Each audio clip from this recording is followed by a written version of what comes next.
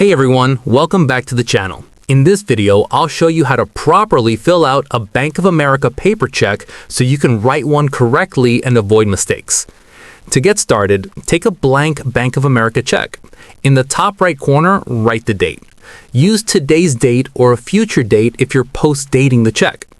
Next, on the line that says pay to the order of, write the full name of the person or business you're paying. Make sure the name is spelled correctly so the check can be deposited without issues. On the line just below that, write the payment amount in words. Start at the far left of the line, write out the dollar amount, and include the cents as a fraction over 100. Draw a line through any remaining space to prevent alterations. Then, in the small box on the right, write the same amount in numbers. Double check that the written amount and numeric amount match exactly. Next, fill in the memo line in the bottom left corner. This step is optional, but it's helpful for noting what the check is for, such as rent, utilities, or an invoice number. Finally, sign the check on the line in the bottom right corner. Use the same signature that Bank of America has on file for your account.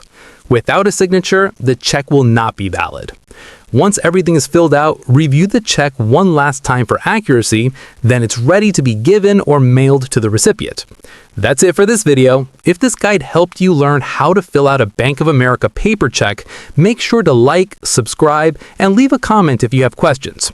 Thanks for watching, and I'll see you in the next one.